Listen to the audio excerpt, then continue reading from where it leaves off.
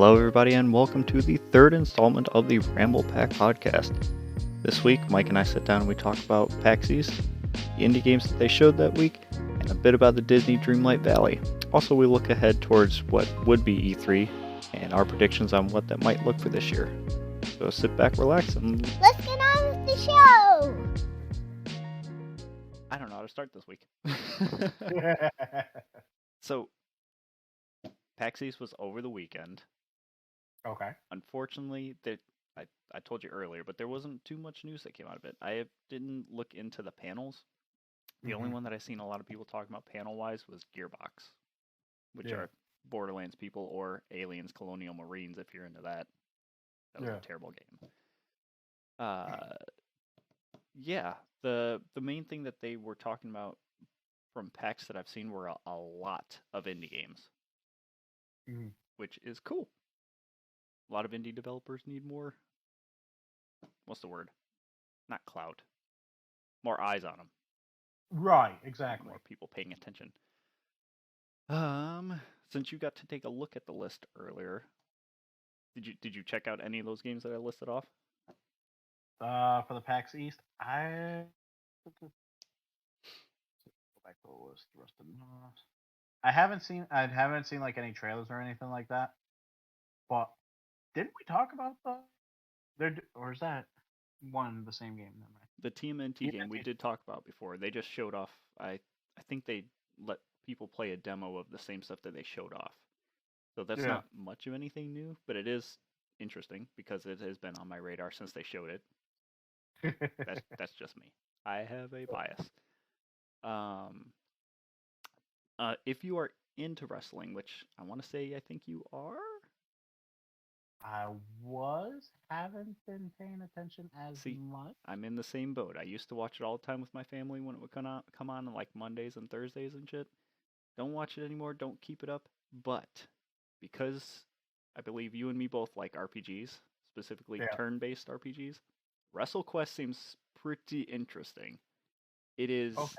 Do you know the Scott Pilgrim game, the side-scrolling beat-em-up one? I've never played it, but I've heard of it.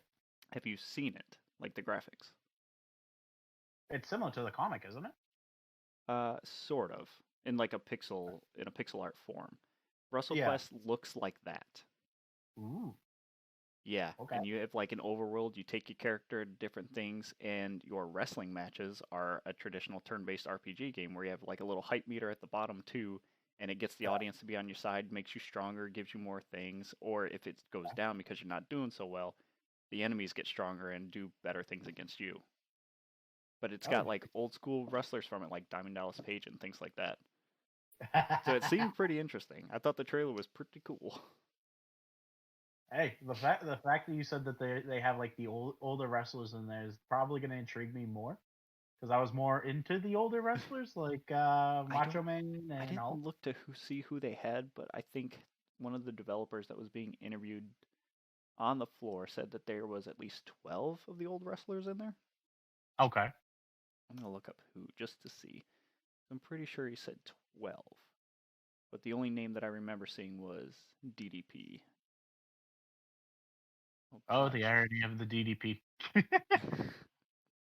Nah, because that's what me and Callie been doing, because he has a yoga thing that he offers, and really?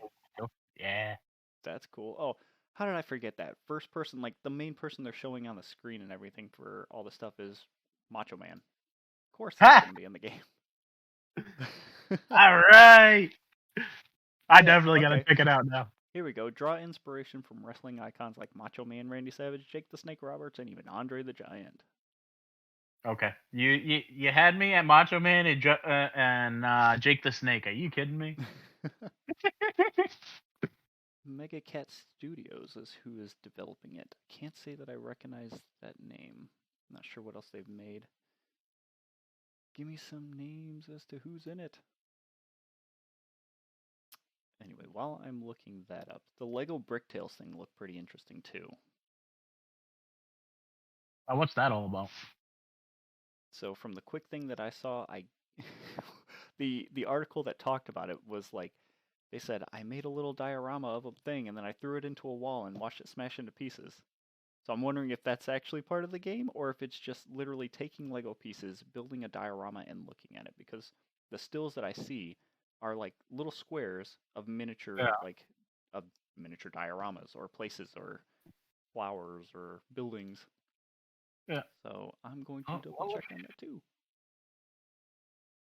What would be the point of that? At that point, why not just buy a Lego set and build it? I want to say it's a way for the Lego franchise to branch out because for the longest time, Traveler's Tales have been making the Lego games themselves. You know, they made all the Lego Star Wars games, the new Lego Star Wars game, the Lego Indiana Jones games, the Lego superhero games. All that's all Traveler's Tales. So finally, for a different company to take a crack at making a Lego game is interesting. But at least, Go ahead. but at least with the Star Wars and the Indiana Jones and all that, it has a story behind it. If it's this Lego Brick Tales is just you're just building a diorama, I personally just rather buy the Legos and put it together. I am checking to see what it is. I honestly think that it is just building shit. Wait a minute. Interesting. So this trailer shows it shows, like I said, like the square, but it's like an area and they're controlling a person walking around doing quests. But in these quests they have a certain amount of pieces and they can actually build stuff. Oh, okay. So this looks like more true to life Lego than the actual I say actual, than the other Lego games. Okay. Like these actually look like someone modeled the little piece or stuck it in a modeler and then put it in the game engine. Okay. I'll have to check that. I'll have to check that out after. Seems like it'd be interesting. And then Ayuden Chronicles Rising is just that one and Evil West I don't know much about, but I've seen a lot of hype about them. But I don't know much. I think Ayuden Chronicles is another RPG, while Evil West is a horror first-person shooter. I think is what it was. Yeah, I haven't heard of either of those, so. I've heard of Ayuden Chronicles before, but I don't remember what the games were. Let's see, Evil West. I think this one was a first-person shooter. Flying Wild Hog is the developer. Don't recognize that one either. It sounds familiar. It does. I cannot remember what they made. So why don't we see? Oh, they're another Polish company like CD Projekt Red. Cool. Oh, they made Shadow Warrior and Shadow Warrior 2. That explains why they're coming up with Devolver. Okay. And Trek to Yomai, which I think is coming out soon if that hasn't come out yet. If you like the old Kurosawa films, like the black and white samurai stuff, Trek to Yomai is one of the things that you want to play. That game looks super cool. Just like fuck, what's that game that just came out? I can't think of it now. I'm drawing a blank. It's on PS4 and 5, if not just PS5. The samurai game. Help me out here. I know it. It's on the tip of my tongue. What the fuck? Oh god. There's a few samurai games. It's not a series, is it? No, it's a single game that they just came out with. Ghost of Tsushima. Okay, I wouldn't have. I wouldn't have known it. I don't know why I was drawing a blank. That game was super popular. All right. So, Evil West, third-person action game, not a first-person shooter. Mm-hmm. Myths and legends were told within a stylized, weird Wild West universe. Perks, upgradable weapons and tools, fight and explore in a story-driven campaign to save America. Interesting. It looks interesting. Not very many third-person action games. At least you don't hear about them very often. Oh, and Rusted Moss, too. I don't know what kind of game that is, but I've heard a lot about that and seen a lot of advertising around PAX for that one. Rusted Moss. Let's look it up. While you were looking that up, Oh, do you got it? Description is Rusted Moss features a unique physics-based grappling hook that channels the player's momentum to movement, just like a bungee cord. Challenging to use, but provides powerful mobility and parkour opportunities. So I'm assuming it sounds like oh geez, it's like in the 8-bit style type of thing. Mm-hmm. I've seen a By lot the about their art style. by the sounds of it, it sounds like it might be one of those games like that one where the guy's in the pot and uses the hammer to move himself up continuously. Yeah, Getting Over It with Bennett Foddy. Okay. Yeah, I haven't. I can describe things, names. I'm screwed. Oh yeah, okay, I see what this game is now. Yeah, Yeah. I recognize it. Oh God, what was? Now we're gonna be onto this whole. What was that old game with this in it? There was another Bionic Commando. That's the one I'm thinking. Okay. Of. That had a grappling hook in it too. We'll just go down the list of all the grappling hook games. Halo Infinite, that's got a grappling hook. So yeah, it's been mainly indie games for PAX East this time. Don't know anything about the. I cannot think tonight about the panels, except for Gearbox, because people are all upset about the Tiny Tina DLC that came out. Yeah, I would be too from what I was reading. I'm like, Yeah, it's $10. It's not that much, and they have like the season pass deal like they usually do. But the game has been out for a month and a half, maybe I think, and they dropped the DLC, and there was apparently no substance to it. I gave up on Borderlands at Borderlands 2 after I did everything in that game, and then they came out with the Moon one, and then 3. I was like, I can't do this anymore. So I admittedly have not kept up with it and don't know anything. I guess people were okay on 3, weren't too happy with it, but was not upset. But I guess. Go ahead. No, I was gonna say I haven't tried. I haven't tried any of the games, so I really have no idea how it's like. But first-person shooter RPG. Yeah, because when I was looking up the DLC, the issue people were having with DLCs, the first article I saw was actually about a different DLC that they had, where they were just talking about or it might be the same one, where it's just a tower plus extra loot. Yep. And then people were also complaining about not so much the DLC, but the less chances of them having rare drops and stuff like that. And I'm like, you don't want legendary drops that often. I kind of have to side with the developer on that one. True. And it was interesting to hear about them having an arena or a tower mode that is low I can't fucking talk. Roguelite-ish to keep things, I guess, fresh every time you play, which is a cool little change. Yeah. But yeah, I don't blame them for being upset for having nothing in that DLC except for a handful of things to do and them being done within an hour. Especially for it being like $10, maybe 5, right. maybe. But again, I can't form a full opinion because I haven't played it. I don't know. Right. if it's something that short, to be honest, if you're paying, it should have been either.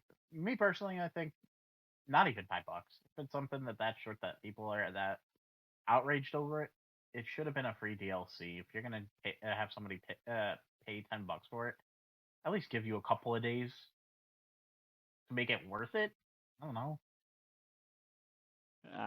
I personally wouldn't spend $10 on it. I would need something more substantial. Right. Unless I really love the game. But that's just me. Well, you already know my opinion. I'm a cheapskate and won't spend the money unless I absolutely love it. So, yeah. And there's nothing wrong with that. You value your time and your money. I do. And then I bitch and complain when it's mediocre. I'm not a shill for it, but I will promote Game Pass again. It is so worth the money. Just need an Xbox. But maybe the PS Plus stuff will get you more interested and make you want to do that. Who knows? I'm hoping to see the price on the PlayStation 5 going down first before I sign up for something like that. I don't see that happening anytime soon. With there still being supply issues, I don't see that happening. Oh, same. I agreed. Which means I'll. Go ahead, finish your sentence. No, I was gonna say it just means I'm gonna be beating the hell out of a PlayStation 4 for a little bit longer. I don't know. Would you turn in your PS4 if it meant you can get a PS5 for cheap? Absolutely not. Okay. Because I'm a hoarder and I like to keep my stuff. That's fair. I still have a 360 hanging around, and I'm regretting that I got rid of my original Xbox because there are some games that I have that I just can't play on the 360. My point exactly. Yeah. So I'm on the lookout for an OG Xbox and a GameCube.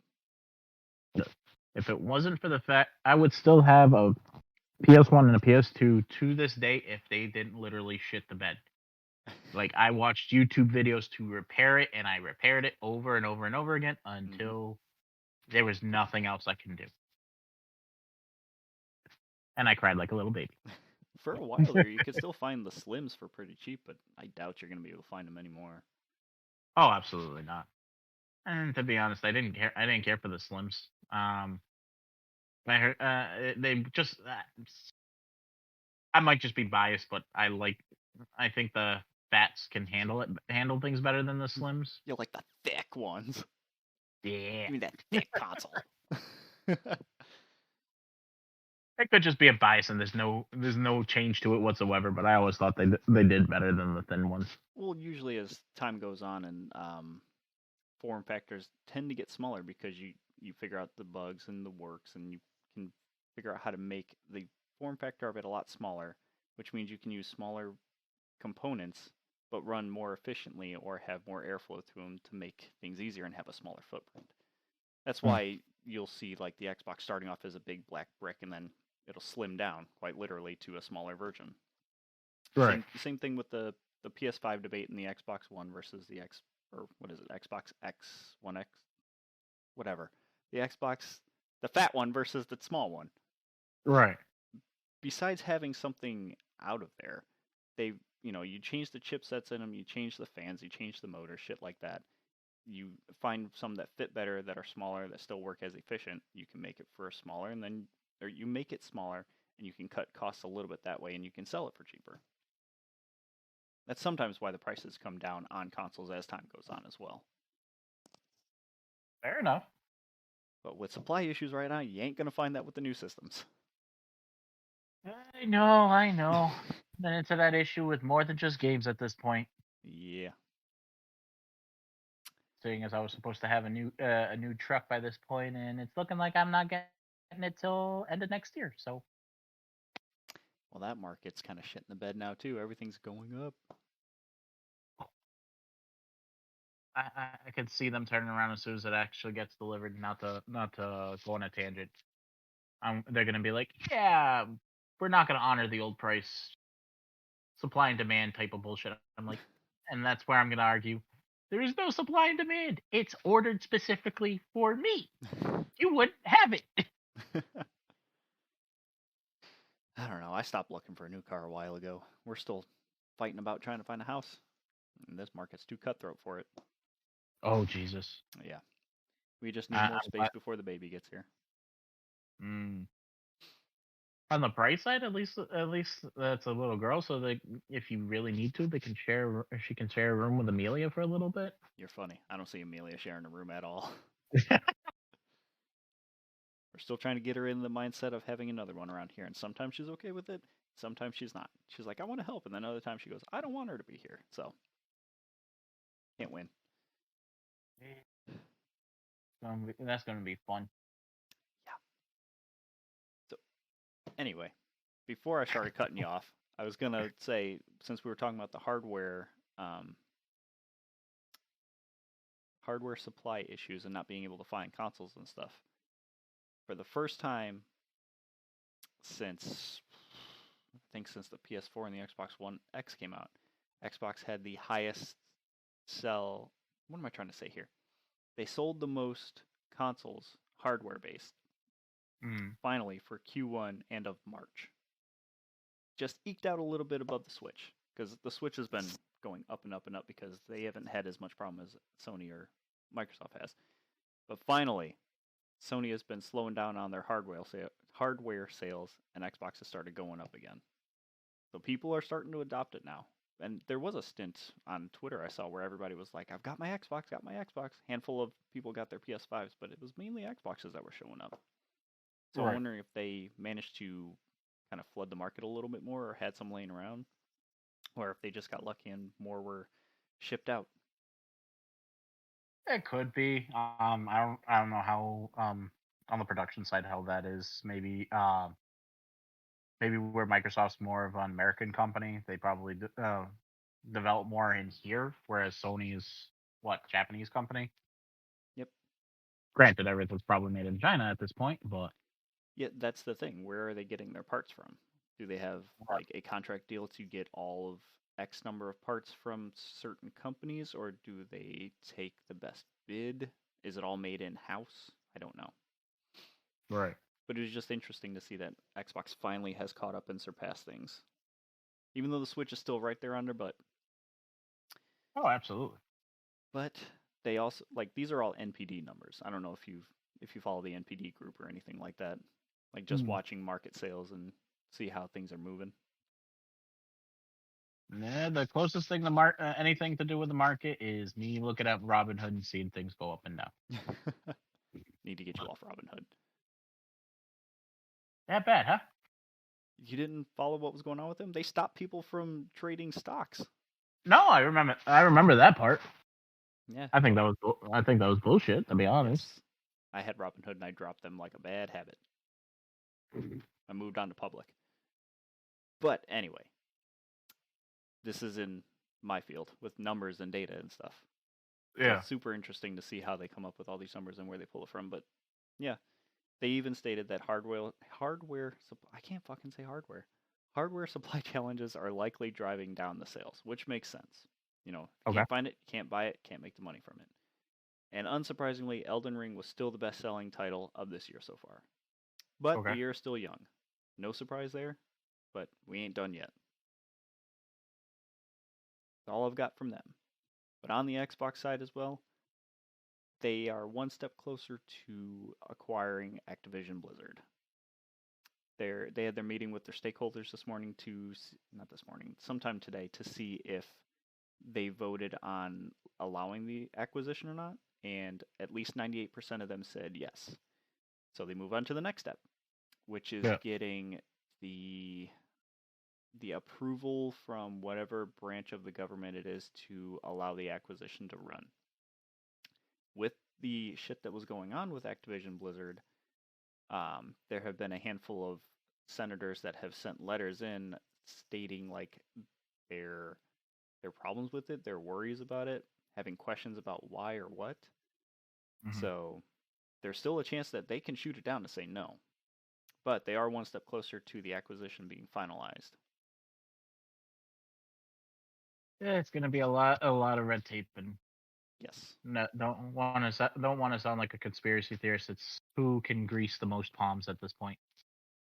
I mean, you're not wrong in that sense. I mean, everything is bought and sold for, and if you don't know what's being bought and sold for, you are. But yes, there's a lot of shit that they still have to go through and set up to even be allowed to. I think it's going to happen. Oh, yeah. I have this funny feeling that it's not going to stop them.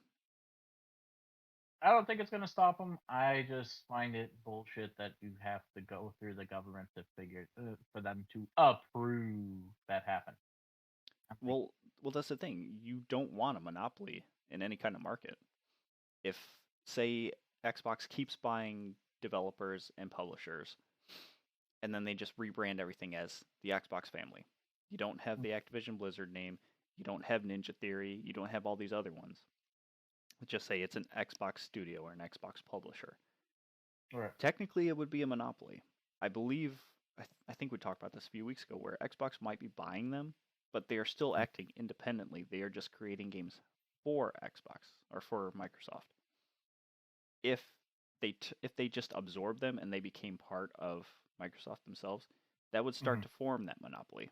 So yeah, they have to go through all these red tapes and everything just to make sure that that is not what is happening, that these entities are still staying separate, but just fall under the Microsoft umbrella. That's why you have those checks and balances in the government. But I think that should be more. And again, I don't know why I'm giving an opinion on something I know nothing about. But Welcome like, to America. yeah. Well, like the whole fact, I understand we don't want monopolies and shit like that. Look at how Comcast, perfect example is that Comcast, Turner, all that. They're the same freaking company. It's just different regions, and they have it in their contracts. Like our biggest issue right now is we have no competition for internet, cable, anything like that. Because when they contract with the city, they're like, we're your sole provider. Nobody else can come in. Yep, that's the problem is that there's just not enough choice for internet providers in most of the locations.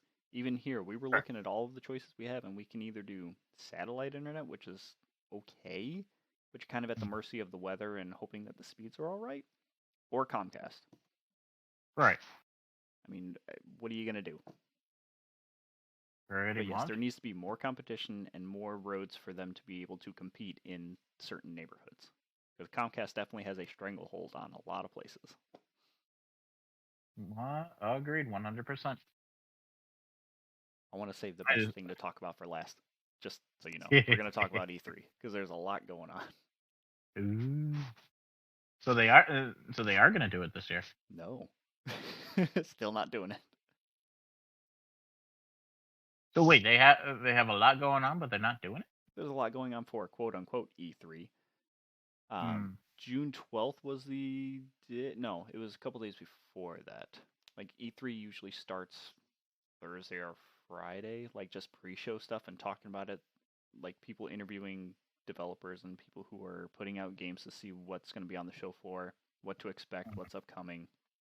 But like the show proper doesn't start until I think the 12th, which is that Sunday. Usually Nintendo does their Treehouse Directs first, I think. No, they're on Tuesdays. Xbox is first, and usually followed by Sony and then Devolver. And somewhere in there is like EA and Ubisoft and stuff like that. Mm-hmm. E3 proper is still not going on. They've come out and said that they're going to plan for 2023. They have a bunch of things in mind and what they want to do, but they're not doing it. Mm. However, we have options. There is a contingency plan for E3. Yay! EA Play is not making Oh. their own show this year, surprisingly. Okay. Granted, me personally, don't care. Usually EA is just like sports, racing. See you later. Yeah, pretty much. So, so it looks like they're not putting on a show this year, which is fine. No worries about there. Nintendo hasn't said anything about a Treehouse Live event. Most likely still going to go on because it's Nintendo. They do something every year and they always have something cool or new to show off. Although they're not, if they do, I'd be very surprised, but they're not going to show off anything of Breath of the Wild 2 because they've already come out and said they've delayed it. I doubt that they would show anything else from that, but it'd be cool if they did. Kirby's 30th anniversary just happened too, so they might have something special to show for that. Yeah. Nothing from Sony. They dropped out of E3 a year, I think, a year or two before Xbox did, and then the pandemic hit.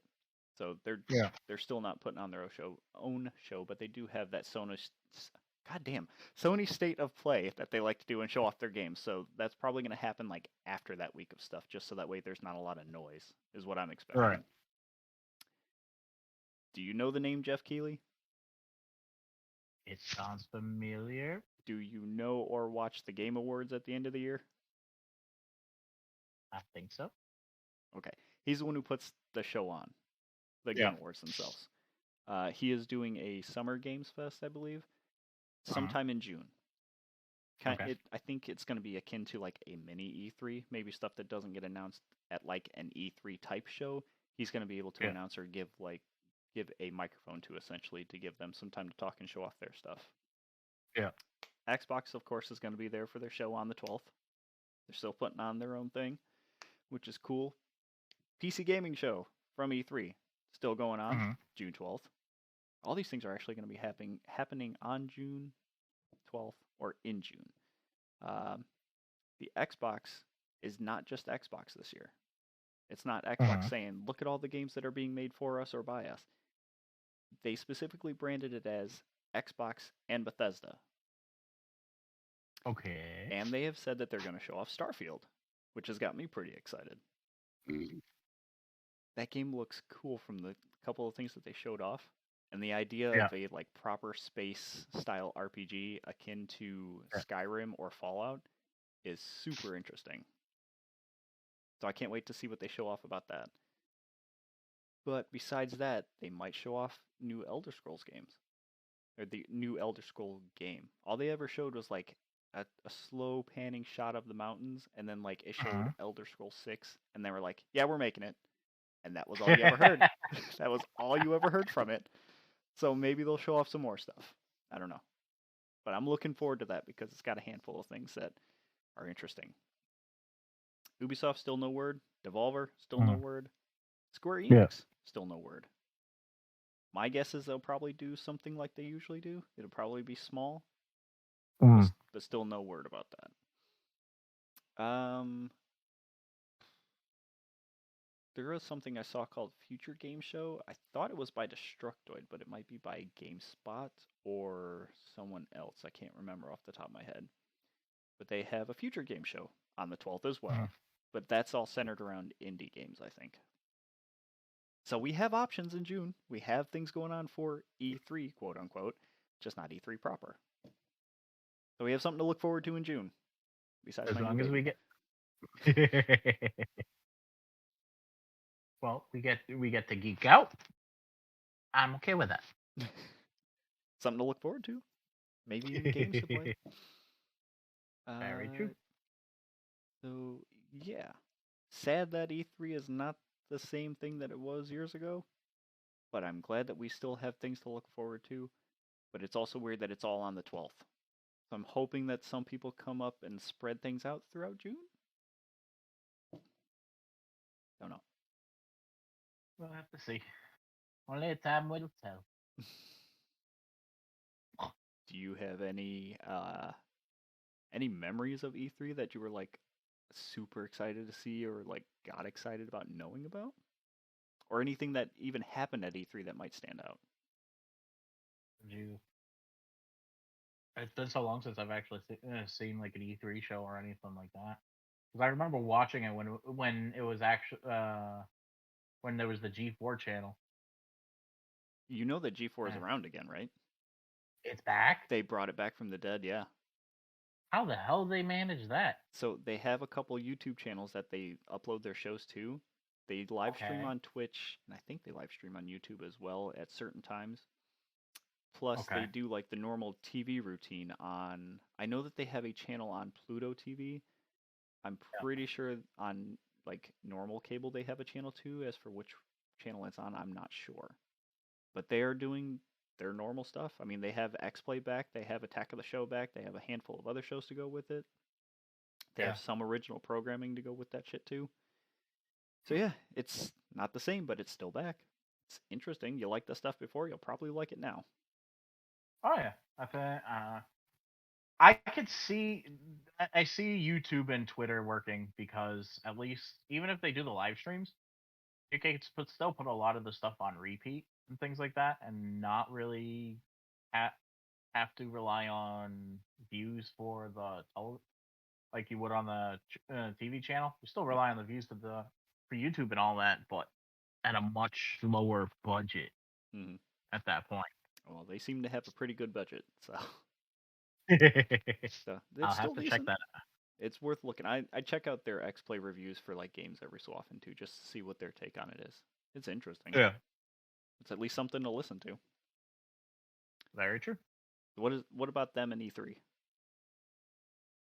Say that again? What about them and E3 that you were talking about? Oh, I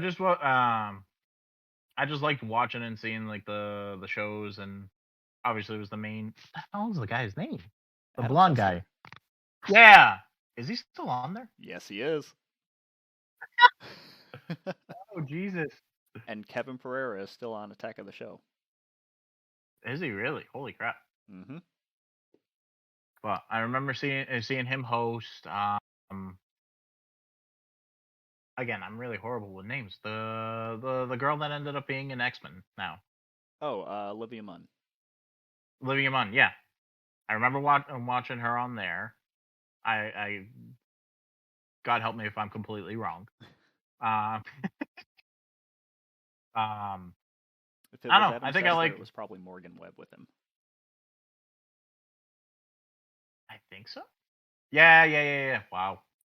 I swear. It's been a I couple swear to years. You're God, one. fine. Yeah, I guarantee once this stuff gets posted, I'm gonna be roasted left and right. Hey, who's this dumbass? We're old fucks. It's But okay. yeah. No, I just remember watching it and seeing how cool those type of conventions were, because I think the only, not so much like the different news and stuff like that. It's just the fact that it was actually more involved and people being into it, and not just like the stereotypical that you see on TV shows. Oh, I'm so nerdy, I'm Poindexter type of thing, and like, what the fuck? That's what I thought conventions were before watching the TV show. Mm-hmm. No. You get a lot of cool insight from like the interviews with different developers and publishers, and like the people who head the studios, and see like their mantras and how they lead the studios and stuff when they get to interview them. It's pretty interesting, and that's one thing of E3 that I will miss, is just being able to hear like all these people talk about the games they're making and why they're making the games and how they come up with the games that they're making. But I guess that's what we have GDC for now. I sorry, go ahead. No, I was gonna say, more on that point is like, I agree with that. The fact that you actually get to see that there's actual people behind it, and they're thinking just like we are, versus the it's a corporate mind type of thing, and then you know. Sadly, I'll have to pull up the article, but that is kind of how Nintendo runs their stuff. Very closed doors, windows shut, keep your head down, do the right job. And like there have been some articles come out recently of backlash against them, and they're like not so much their culture, just their work ethic. It's just, I guess they've been kind of harsh on some of the people making the games. But anyway, Yeah, and they've been like that for a while. Who was one of the original developers of Pokemon, who ended up coming up with like Lugia or something like that, oh god, who wasn't even supposed to be part of the game. yeah, that was a funny story. There's a YouTube channel that I follow on there called Did You Know Gaming that talked about Pokemon games before. Yeah, The I think dude that's how I who, found out about it. yeah, the dude who made Lugia, like, I think it was him or some other Pokemon he made on like a drug and alcohol bender one night, and came up with some pretty cool ass Pokemon that they put in the game. But he's like, it shouldn't have taken me doing that to come up with these ideas, or it's like a self-destructive thing to do this. I'm like, damn, man, that's harsh. Yeah, it's nuts seeing what these guys go through. To be honest, it's them, manga artists, stuff like that. You you love their work, but when you find out the type of people they are after that, the problems that they go They through. put themselves through hell to do it. But it will. Right. Where is the separation between art and artist, and it just being the person? You know, are they doing it for the art? Is that their process, or is this just themselves bleeding over into that art? Right, exactly. And then on top of that, where on to, example what we were talking about, the creator of Lugia, he was told he was going to have creative freedom of the movie and do whatever he wanted with it. And then corporate was like turned around and pulled that rug out from under him and said, "No, we're doing it this way." Mm-hmm. Like, Takeshi, fuck me, Takeshi Shudo. God, I can't talk. The dude's name was Takeshi Shudo. good. First appearance, Pokemon the movie, 2000. First game he worked on was Pokemon Gold and Silver. He helped make Tyranitar, Lugia, and Ho-Oh, apparently. Oh shit. Well, but wait, no, the first game when I thought they designed Ho before Gold and Silver though. For the anime, they just threw that in there, yeah. I don't know if it was like a, hey, this is going to be a Pokemon down the lane kind of thing. Yeah. Apparently, he wanted Lugia to be a female as well. They did mention that in the story, or in the video. Interesting. Yeah, that's an interesting story. I forgot where we were. Yeah. We were talking about E3. Yeah. Oh, the thing that sticks out in my mind, well, actually, there's a handful of things that stick out, but the first thing that came to mind when I mentioned it was, I think it was for the PS2 or the PS3. It was a short little trailer demo supposed to be done in engine, I think. Mm-hmm. It was a video of some woman in like a dilapidated town that looked like it was kind of like made out of rusty shacks and stuff that were stacked on top of each other, I think. Mm-hmm. And she was doing some sort of magic, I think. And it showed Okay. like water bubbles and things moving through the air, and it showed off the hair movement and the particle physics and how many things can be moving on the screen at once. And Right. it was mainly to show off the power of the system itself. Right. The trailer had like a one-word name for the name of it, and I cannot remember it because it was so long ago. But that stuck out in my mind because it was the jump in graphical fidelity and power of the systems from whatever the last one was to this one. And I was like, wow, things are not going to look any better than this because this is like realistic to me. Of course, I was young at the time, and now you see the shit that we have now.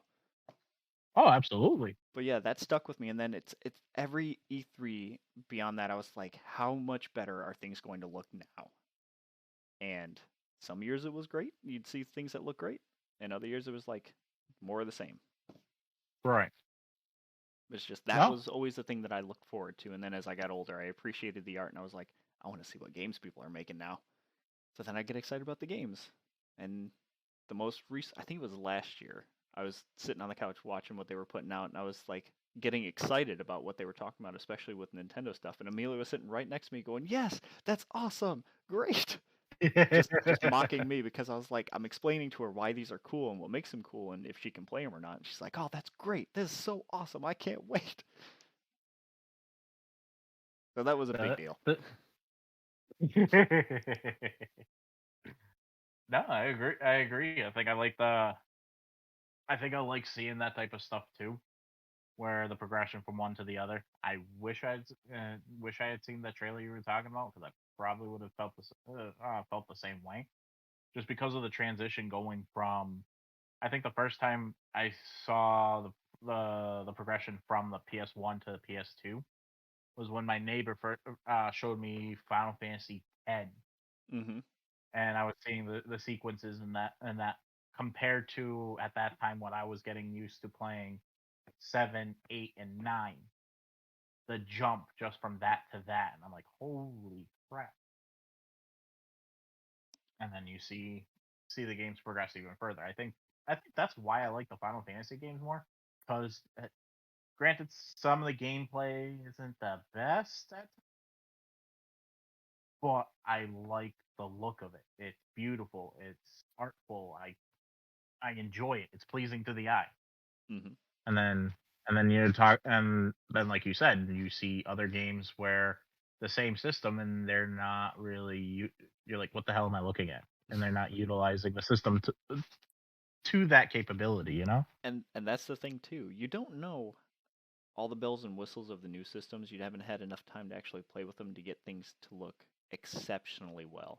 It takes a couple of years for people to work out the kinks, understand how things work and how different parts of the console talk to each other to make these games look as good as they do. And that's always cool to see the games that come out at the beginning of a console's life cycle, but Right. it's super interesting to see what comes out at the end of the console's life cycle because then you get all these crazy ass graphical games. And then those are easily Agreed. ported over to the new ones. That's why Pretty Red Dead much. Redemption 2 looks so good on the new systems. Well, I'm trying to think what the hell was the port? Actually, perfect examples when the port over on Destiny from PS3 to PS4. That made a big difference. Yeah, that brought it up on par with the PC graphics, funny enough. Like it kicked it up to 60 Yeah. FPS. It brought up the graphics. It made everything, you could see more particles, more things going on the screen. It just Right. handled a lot more. But that's Oh, why it looks so. absolutely. That's why it looks so good and plays so well. Funny thing is, I think they stopped supporting the old systems now too. I think. Now I'm second guessing myself because I mean, you have it on the PS4. It still runs, but I don't know how much support they're giving that besides making sure that it runs well. Which one? The original? Or you was talking about two? Talking about 2. I have no idea. I'm surprised we I haven't have to talked check. about. Go ahead, finish. No, I was gonna say I'm gonna have to check that out at some point. I am surprised that we haven't talked about the Disney game that was talked about. Yes, I'm surprised about that too. Did you look at the trailer? Did you watch it? It's only like 2 minutes long. Which one? I don't care I about saw them both. the Dreamlight Valley one. The fucking Speedster game or whatever it was, that was announced a while ago. It's just a Disney Mario Kart game. The Dreamlight Valley one, I have a feeling people are going to be more excited about. I agree. I like it. At the beginning, I thought the way the look was, it was like I don't know. I was thinking from the trailer at the beginning, to me it came off as being geared more towards girls and stuff like that. But then as it got on and be looking at the gameplay and stuff like that, I think that's actually pretty cool the way it's going to be, especially if it's supposed to be like a cross between The Sims and Animal Crossing. I always thought that was actually pretty cool games. Never played them myself, Mm-hmm. but I would definitely give this a go. And this is supposed to be a free to play. Yeah, as far as I'm aware, it's a free-to-play game. Actually, I looked it up earlier. It is a free-to-play game with minimal monetization.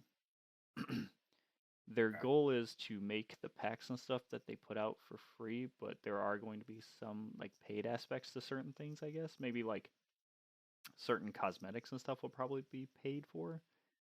Like usually with a lot of free-to-play games, you'll have these number of shirts, these number of pants, these number of hats in X amount of styles with 6 to 8 or more colors. And then if you want something that's out of the ordinary, you tend to have to buy that. They do have in-game currency that you can earn by doing like odd jobs like helping Remy cook or fishing and playing mini games with stuff. Yeah. As for actual money, they haven't really specified how that's going to work into it. So, for all intents and purposes, it is a full-fledged free-to-play game that you don't have to sink anything into for people to still enjoy it. Oh yeah, I'm definitely looking forward to that. I think I'll enjoy it more if they, especially since the developers, if I'm not mistaken, unless I'm confusing myself with Speedstorm, because they're a mobile company, aren't they? A mobile game company They're both that's developing it. Both of these games are being made by Gameloft. Yeah. Oh, they both are. Okay. Okay, so then yeah.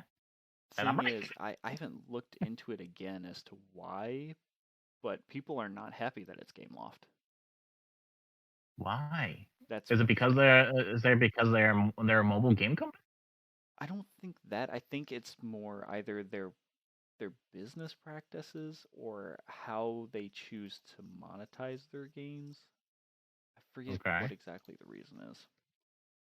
I think I remember reading something like that, where some of the stuff that you have to buy and stuff. But that's gotcha games. They're gonna do that.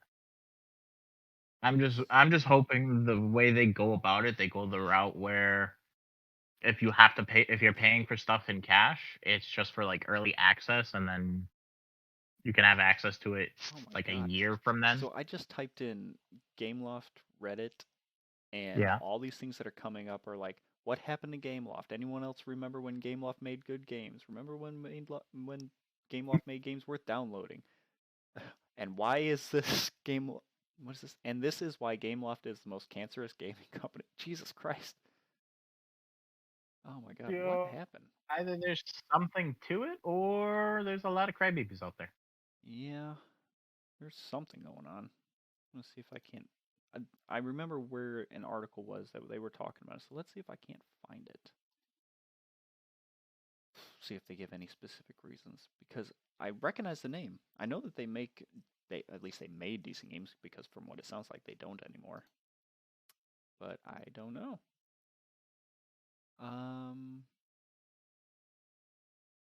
I didn't recognize any on the list when I was looking on the website. Like there's similar mobile games out there, but I'm right off. I don't remember any of the names. Yeah. You might not know, but I'm going to ask you anyway. Was Gameloft the ones who made Golden Sun for the Game Boy? Does that sound familiar to you? Did you ever play a Game Boy? Oh yeah, I played Game Boy. Come on. Okay.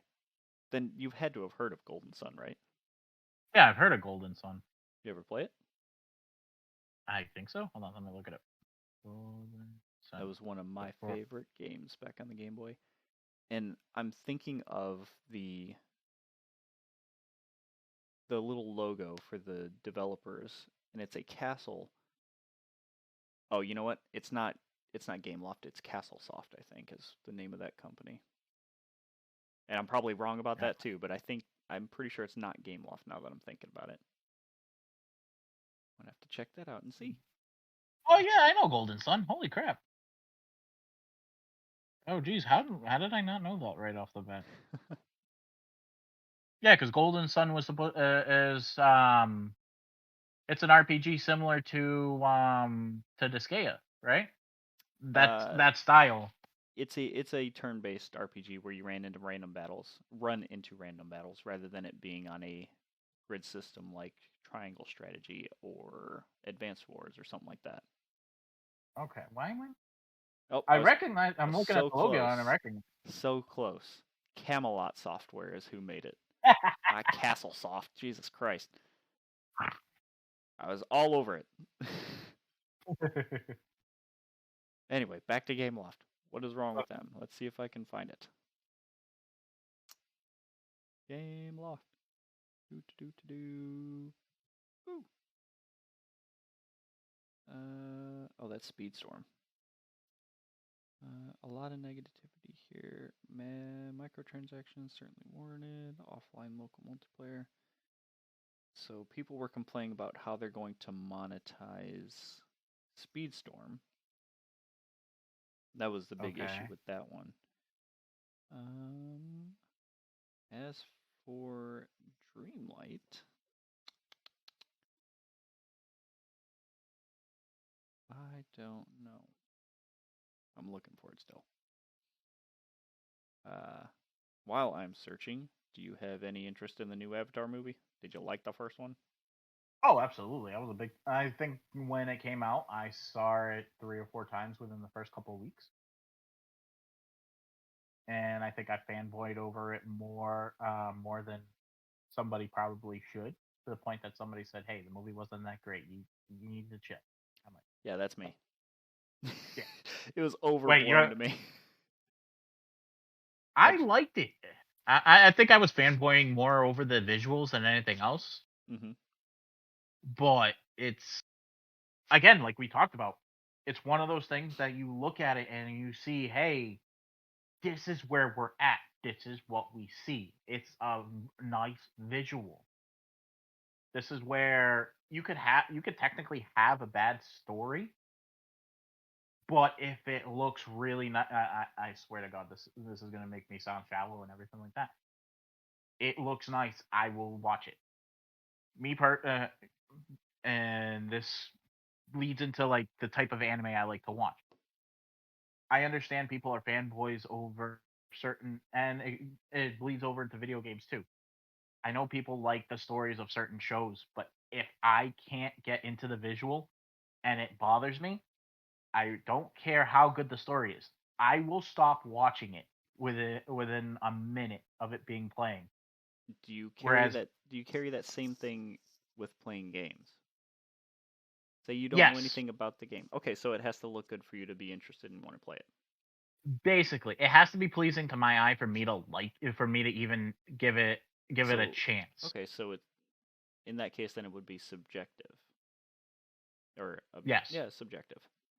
Because you played and liked Final Fantasy VII. Right. that game was just blocks with spikes. Yes. Not the most Agreed. visually appealing game, but But the story was halfway decent. Right.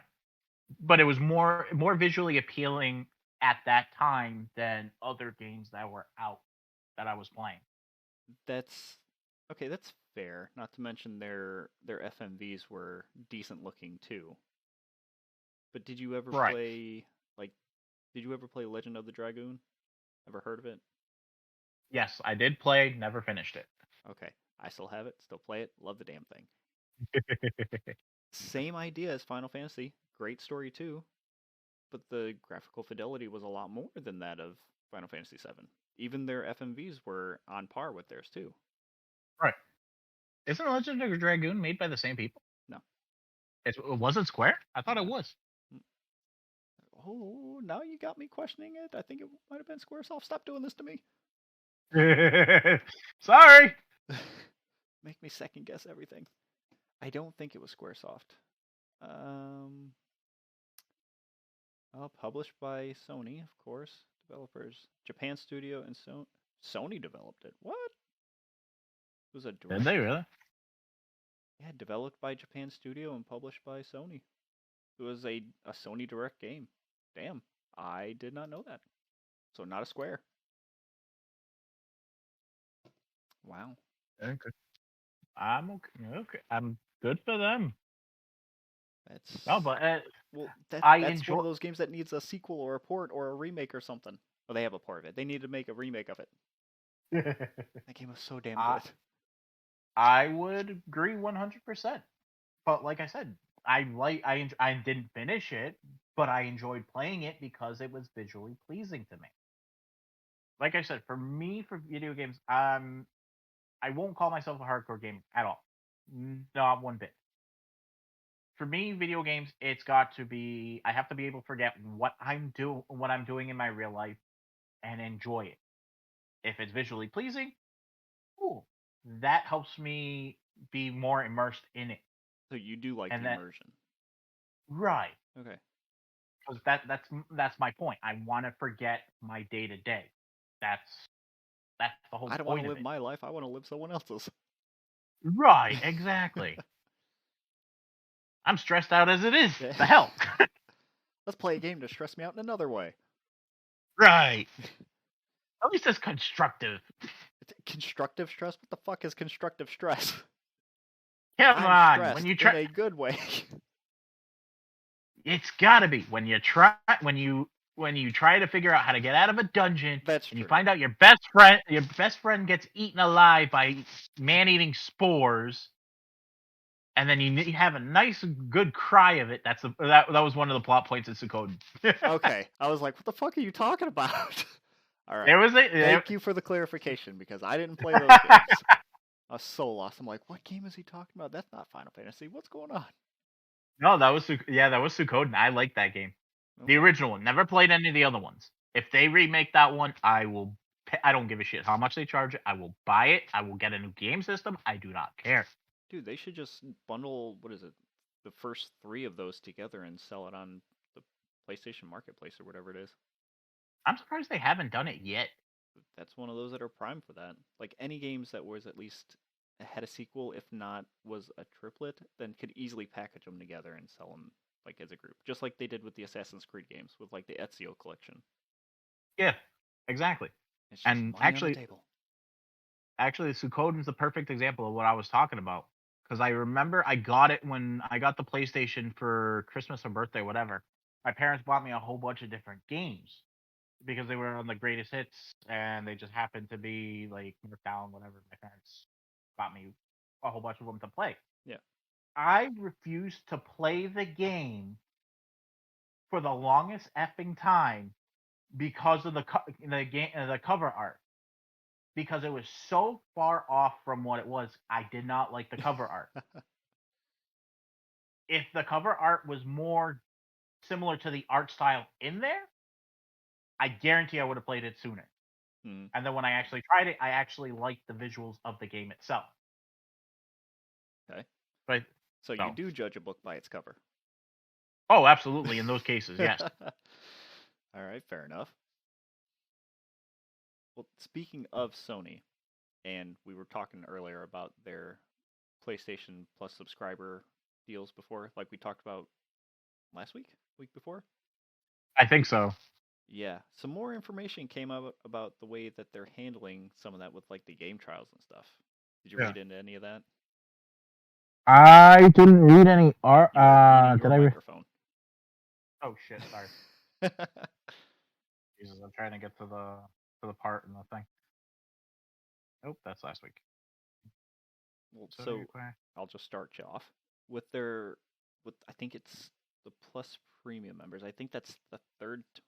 I'm gonna have to scroll back up to the top and see. I think that was the third tier, right? Premium Plus. I think so.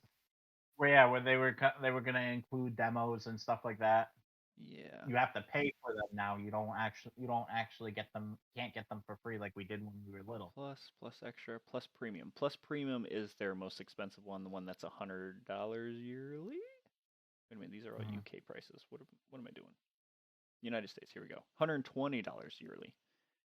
That is the one where they are requiring. Where the hell? I lost my spot. Here we go. They're requiring developers to create game trials for that tier, which is interesting. But it's only for games that are going to have a price point of, I don't know where they got this number, but apparently $34 and up. So if it's like, say, an indie title with $20, you don't have to worry about a demo or anything like that. But they're requiring the people who are making these games to make a trial or a game demo. They can do a trial for, I guess, maybe like an hour or two that you just play the same shit on repeat, or maybe it'll carry over to the real game, or just a demo that's a vertical slice of the game itself.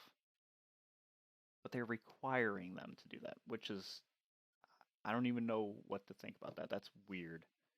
And I feel like it's going to be detrimental. Plus, it says that they need to have the trial or the demo out 3 months before the game goes on sale proper. I don't agree with that. I feel like that might be a tough hoop to jump through, especially if it's going to be one of the games that are on all the consoles and PC, because you're going to be stretching that team thin to make the game, do all the stuff they need, and cut out slices of it for just that service. As far as I'm aware, Xbox doesn't have something like that, and you can go into the marketplace and just download a demo of whatever games have them. They don't necessarily require a demo. They're not, as far as I know, they're not asking or telling even their first-party developers to make a demo. If they choose to and put it up, great. If not, fine. But they're not requiring them to do it. They're not saying, hey, to be on Game Pass, you have to do this. It's just an interesting choice, I think. I agree. I think Sony is shooting themselves in the foot with that. I think they're making it more difficult for things. Right. I think at that point, companies are going to get to a certain degree, and they're going to be like, why am I going to waste my time contracting with you, and where I can just release with these other companies, and hey, guess what? You have one less game. And now your customers are still footing the bill for this yearly subscription, and they don't even get access to this game. I'm wondering if, I don't know, I lost what I was going to say. I'm wondering if it's going to be like you play our game, and by that I mean you play ball with us, then we'll do it, and if you don't, then you don't get to be in the service. But I'm also trying to understand why they would want to be. Like, what is the incentive? For Game Pass, the incentive is people can download and play the game all they want, which, same thing with the PlayStation Plus stuff. Right. But people who like the game enough that want to buy it end up getting a discount from Game Pass for that game. So they get it essentially for cheaper if they choose to buy it later on. So that is somewhat of an incentive, and if they choose to make a demo to go with it, then you have a better idea on if you're going to spend the money on that game or not. Then if that's the case, they shouldn't be forcing the developers to do that, and nor should the demos be hidden behind a paywall. That I've never agreed with whatsoever. That was never the case. Hell, we used to get demos in the mail or on magazines and stuff. And now PlayStation Sony of all companies wants you to pay for the ability to play a demo. What did I say? Pay for the ability to play a demo. Yeah. Yeah. No, I'm sorry. It seems backwards to me. Pretty much the point of the demo is to make you wanna buy the game. If you're gonna Exactly. make me pay for the chance to see what this is like, I'm gonna give you the nice big middle finger. Sorry, no. I don't know. Maybe they have something figured out that we just don't understand yet, and we'll see it later on. It's a weird choice for sure. I'll sooner watch somebody live stream it on YouTube or Twitch or something. That's a good way to get your idea on it too. I mean, if you see it played in action, then you might be more incented to go and buy it. I know that I've had that happen to me plenty of times where I'll see people play the game on YouTube or streamers stream certain games, and I want to see it to see how the game is, and if I like how it looks or whatever, I'll go and buy it because that's how I get my impression of it. Right, exactly. I think that's how I got into like Union Cross when it came out, because somebody was playing it on YouTube, and I watched it. I was like, oh, that's cool, and I downloaded it, and hey, I was one of the people until it shut down. So, Speaking of weird choices too, we talked about it last week when they announced Sonic Origins. Yeah. Yeah. So since they announced it, they started delisting or are going to be delisting a lot of their games that are going to be in that group, like taking them off the markets, basically. Why? I'm wondering what their thinking is. Probably so that it doesn't interrupt sales of Sonic Origins. That's my guess. It's like, hey, you want this game? You have to buy this to get it. Are you thinking that they're gonna offer it with that? Like piecemeal? No, not piecemeal, but it's part of like the Origins game. Like Origins is the title, and then you got all those games within that game. Oh, jeez, that was. Am I explaining this correctly? You've got all these titles under the Sonic Origins banner. The game itself is Sonic Origins, but you have access to X number of games. I get what you're saying. I was having a brain fart moment at that point. But the games that you are able to buy individually or play individually, they're taking them off of the markets, or are starting to. Except for the things that are on like the Genesis emulator on the Switch and things like that. Those are still going to be, but off the marketplaces for like Xbox and Sony, I guess they're taking them off there. And my guess is it's so it doesn't interfere with the sales of this game. That makes sense. I could see why they would do that, and I'm assuming they would do it with a Switch too if there wasn't like a contract in place. Kind of, but it's also like you're forcing the consumer's hand to buy something for $40 or $60 when maybe they only want one part of that, which they could buy for 10.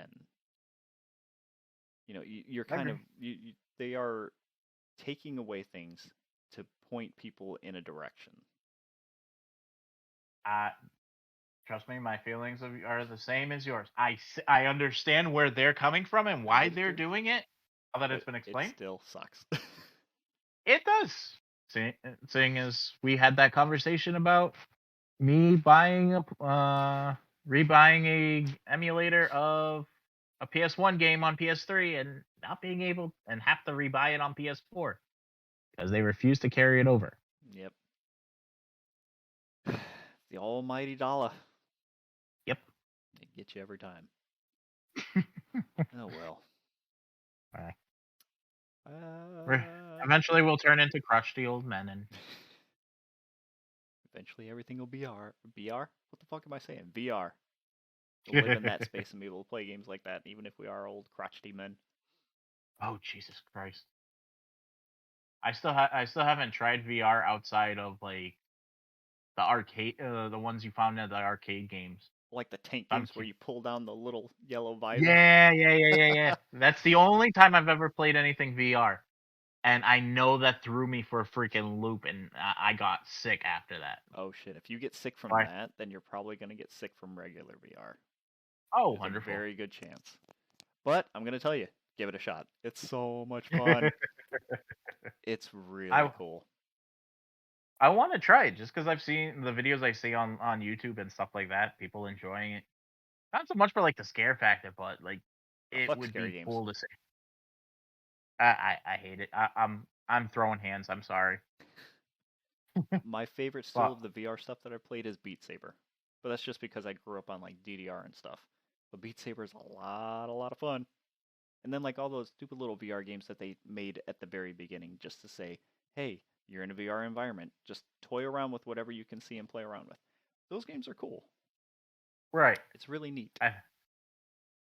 I definitely want to try it. See how. What I actually thought was pretty cool that I saw was the the Jurassic Park VR that they had.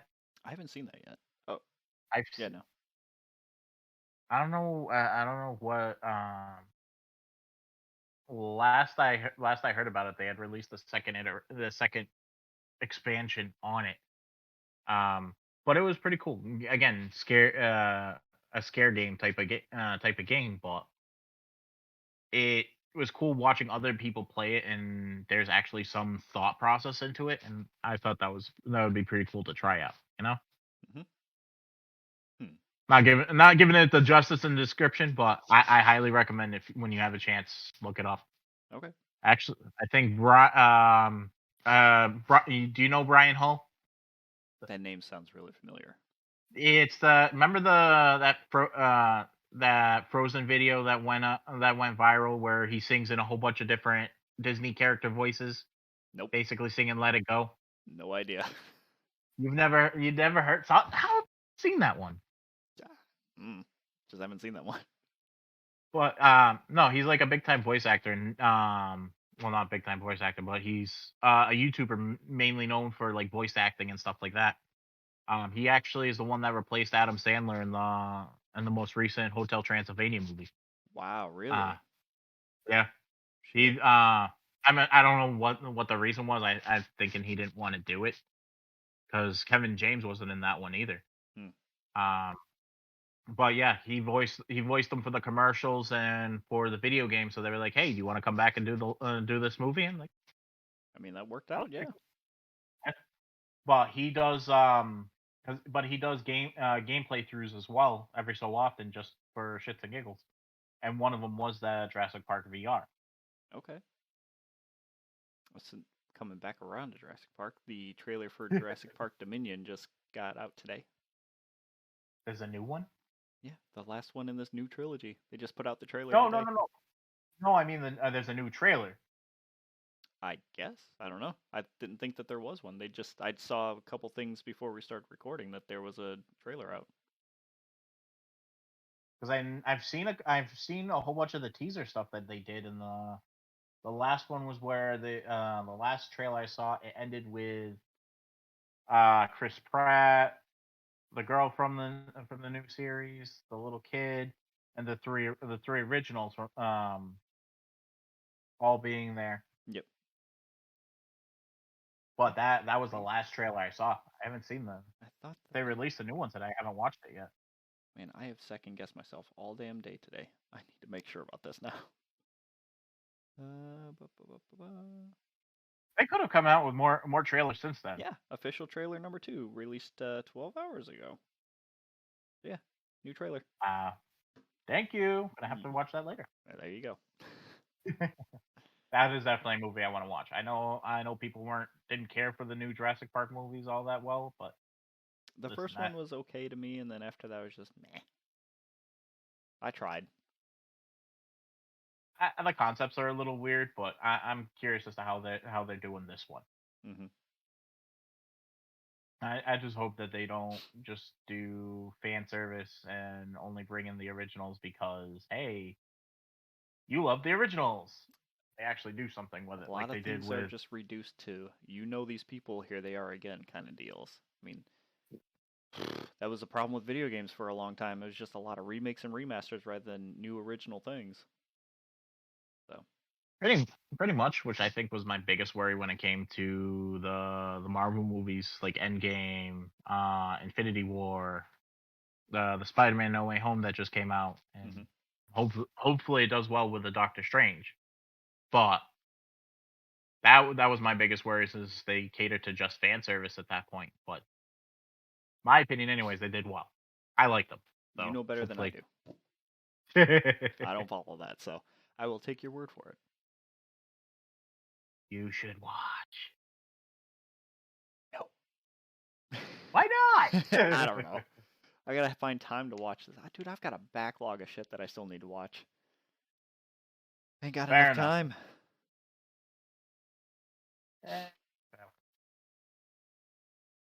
I think what's up? We'll figure it out. Oh, I thought we made it through everything, but no, 2, 3, meh. You're a big mobile person, but I don't know if did you ever play Diablo back in the day? I played Diablo 2, yeah. Oh, I didn't play the first one. I played 2. Okay. Didn't finish it, but I played. Okay. So we'll hit these last couple notes and then we'll call it. Okay. So did you hear about Diablo Immortal coming out? Like when they announced it a couple years ago, I think. No, I don't think so. So last I knew Diablo Immortal is a mobile Diablo game set between 2 and 3. Okay. They finally got a release date. They were developing it for a long while. And it's free to play. Okay. Coming out June 2nd. You can't do that to me. Yeah, well, I'm doing it. I'm not doing it, actually. Activision Blizzard's doing it. So yeah, it's a fully fledged Diablo game set between Diablo 2 and Diablo 3. I don't know the stories about those, so you might know better than I do. And yeah, coming out June 2nd. So something new for you to play. Damn it. Like you're upset. I am, because I rarely find enough time to play the games that I do. And this one's not a cookie clicker game. You have to actually do shit. Okay, hopefully that might be something I can do. Killing Satan. Yeah, pretty much. I'll be laying in bed and she'll want to snuggle. I'll be like, nope, I'm in the middle of the game. I'm in a boss battle. Duty calls. You know. Yep. These demons aren't going to exercise themselves. Have to defeat the cow horde. Oh god, I remember that. And I never played the game, and I remember people talking about that. It's a cool little Easter egg, though. I've seen videos of it. When I heard about it, I wanted to try. I specifically bought Diablo 2 again years later when I heard about it to try and bring it out, just for the shits and giggles. Mm-hmm. And then it didn't play so well on my computer. No. Oh well, I mean, if you are into PC gaming and stuff, there's a way to download all that shit again. Like, I think you can either buy it again, or if you still have, like, your Blizzard profile information from however many years ago, or maybe even the CD key, they might have some way to get it from that. You may be able to still get the game, or just rebuy it. They were remastering, actually, they were remastering Diablo 2. If it's the right price and runs better than the disc version, I wouldn't mind checking it out. But it was pretty bad. It was very cringy when I downloaded it onto the system. I'm like 5 frames a second, moving like a slideshow. Yeah, I remember it looking a lot better when I was younger. Well, then you'll probably like the remaster because it looks probably how you remember it looking. I hope so. So, moving along, this doesn't matter to either of us. Me, a little bit because I played Gears, but I dropped off after 4. They are removing Gears 5 Map Builder, which I didn't even know that there was a map builder. And they're unlocking all the achievements for everybody that has Gears 5, which is cool. There's a lot of games that are delisted or are not supported anymore or won't get supported. Yeah. And say, like, there's an NBA game that their server shut down and you couldn't get these achievements by playing online to get them after the server shut down. And as far as I know, they didn't automatically unlock those achievements for you. So there is no way to go back and get them. It kind of stinks to be locked out of a part of a game because they turned off a part of it. It stinks, but at the same time, it should be that way. As far as my opinion on achievements is, you earn them. As silly as how they're supposed to be earned. But if you take away the ability to earn them, is that fair? I agree with you. Achievements are meant to be earned, but if you cannot earn them because they take away a part of that you need to be able to earn it, where does the onus fall? Too bad, so sad. Damn. I, Okay. no, that's where, and that goes back to like a prior conversation I was talking about, where like exclusivity. Hey, I earned this. Nobody can get this anymore, type of thing. Now That's you're that. conflating that NFTs with achievements, though. That's not the same. we were talking about where us getting. It's along the same lines of what we were talking about, where we get like custom equipment. Where game it would be awesome to have a game where you get custom equipment and stuff like that. It's along the same lines. You earned it during that time period, and it's no longer available. You can say it's more like bragging rights. Like, yeah, I But there did it. was never a finite set of time for you to earn these achievements. It was expected or understood that so long as you had the game, you had the ability to play the game and earn these achievements. Hello, my watch is talking to me. When they turned off the servers, the achievements were tied to playing multiplayer and earning points, I think, or something like that. If you can't play people online, you can't earn it. But at the same time, at what point? You bought the game. You technically bought the ability to earn those achievements, but they turned off the portion that you need to earn them.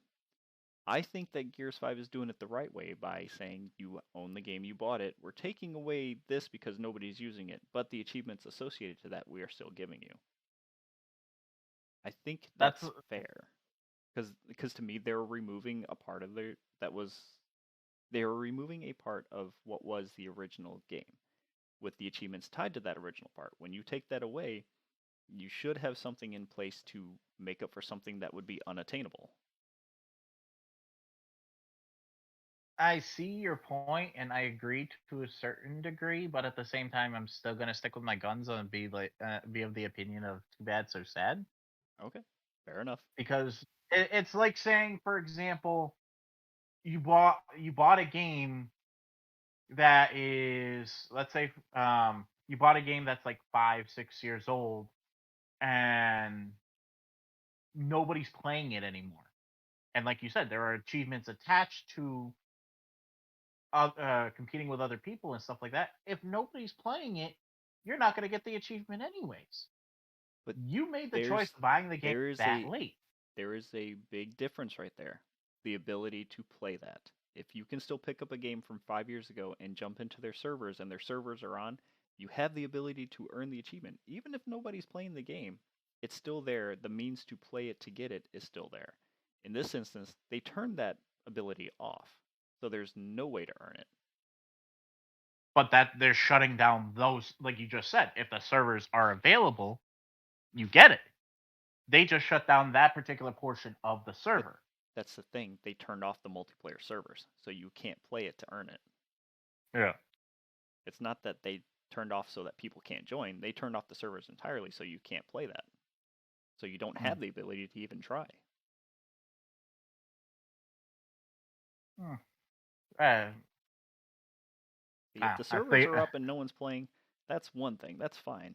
Keep the achievements there. Give yourself a chance to earn it. Maybe you can convince people to play it so that way you can work towards it and like boost the achievements. If you're turning off the servers and you can't even play whatever modes or systems to earn the achievements, then I think there needs to be some sort of contingency in place for those people who bought the game.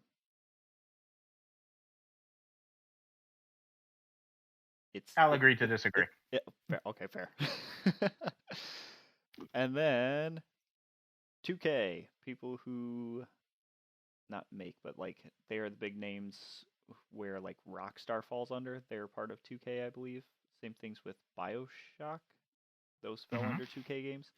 They are the first people, as far as I know, there's probably other ones. They are the first people to make a competitor for Rocket League. Tell me you know what Rocket League is. I know what Rocket League is. Okay, cool. Have I played it? Absolutely not. Yeah, me neither. I've meant to. I wanted to, just haven't done it. But they are finally making a competitor for it called Gravity Goal. Same idea. You still get a vehicle. You're still playing soccer or football for the European people. But you have things that you can do now to damage other vehicles instead of just ramming into them or your cart exploding for whatever reason. I think if you like boost and fall or run into somebody else, you explode. But I guess in this one it's more offensive as well, where you can actually attack carts now. And it's all neon and Tron-like. Now, my question is, how are companies like this getting away with it? Granted, there's plenty of other examples that they do. Like, for example, Speedstorm, like you said, is Mario Kart, or for me, anyways, Crash Bandicoot or CTR Crash Team Racing. Mm-hmm.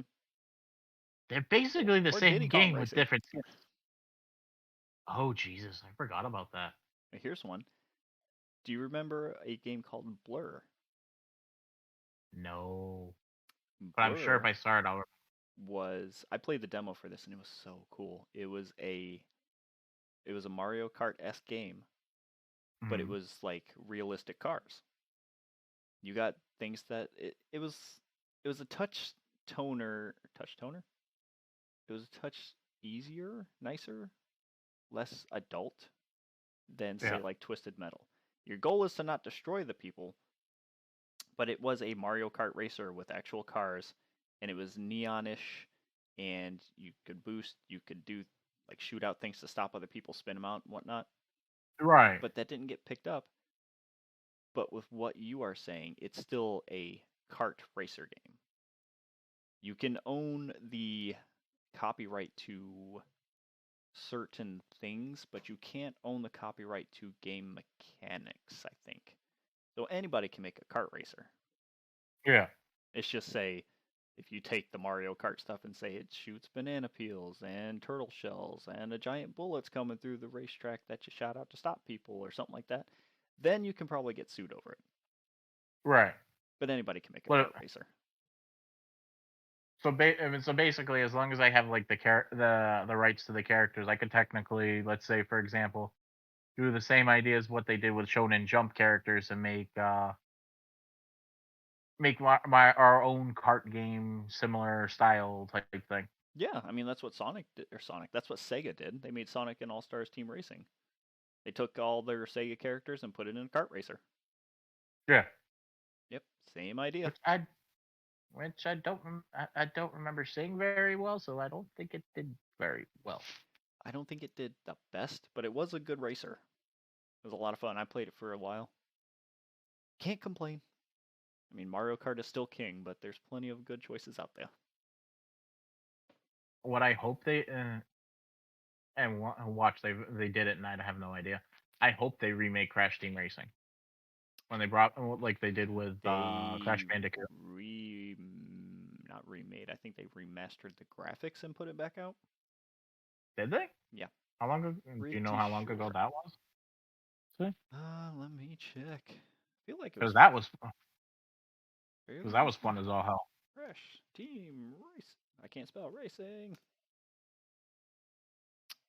Nitro Fueled is the new one. Came out 2019.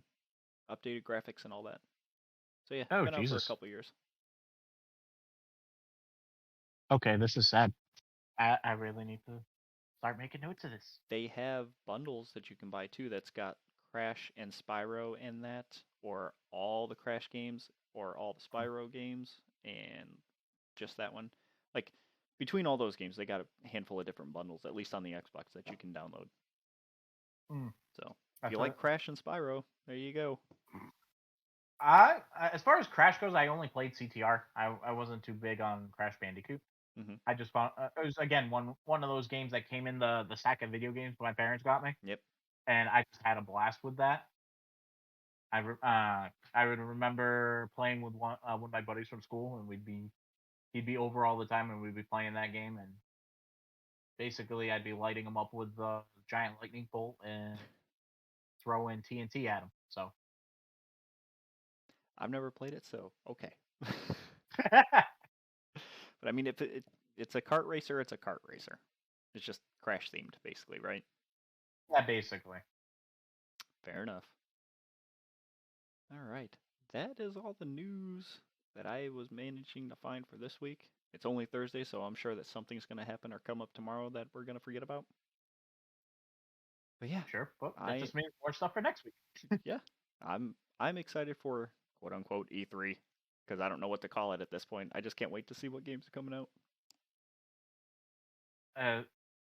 As long as there's something interesting that comes out, and I don't mind trying it.